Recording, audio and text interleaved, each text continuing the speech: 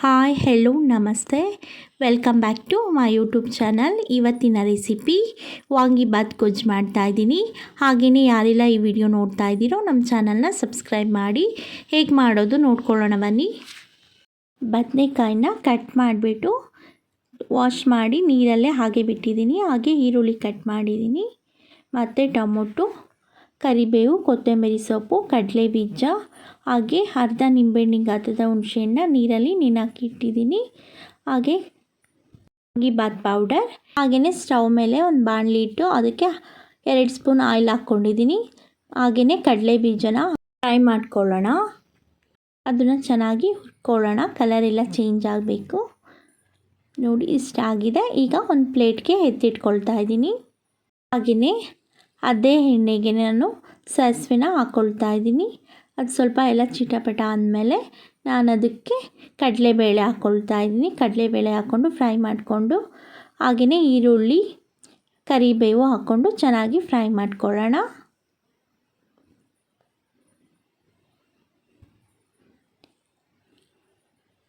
ಈರುಳ್ಳಿ ಸ್ವಲ್ಪ ಕಲರ್ ಎಲ್ಲ ಚೇಂಜ್ ಆಗಲಿ, ಚೆನ್ನಾಗಿ ಫ್ರೈ ಆಗಿದೆ. ಈ ಟೈಮಿಗೆ ನಾನು ಬದನೆಕಾಯಿನ ಹಾಕ್ಕೊಳ್ತಾ ಇದ್ದೀನಿ.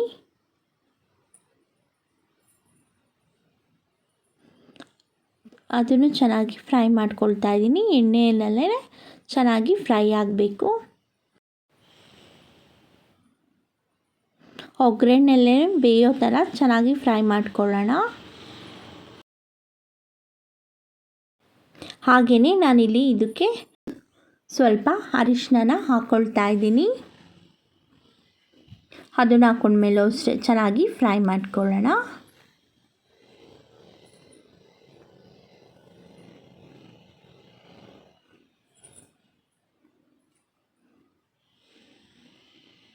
ಹಾಗೆಯೇ ಈ ಟೈಮಿಗೆ ನಾನು ಟೊಮೊಟೊನ ಹಾಕ್ಕೊಳ್ತಾ ಇದ್ದೀನಿ. ಟೊಮೊಟೊ ಹಾಕ್ಕೊಂಡ್ಮೇಲೂ ಚೆನ್ನಾಗಿ ಫ್ರೈ ಮಾಡ್ಕೊಳ್ತಾ ಇದ್ದೀನಿ.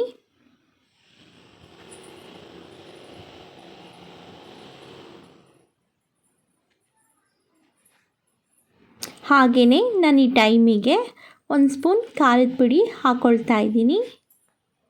ಅದನ್ನು ಹಾಕ್ಕೊಂಡ್ಮೇಲೆ ಚೆನ್ನಾಗಿ ಫ್ರೈ ಮಾಡ್ಕೊಳ್ತಾ ಇದ್ದೀನಿ.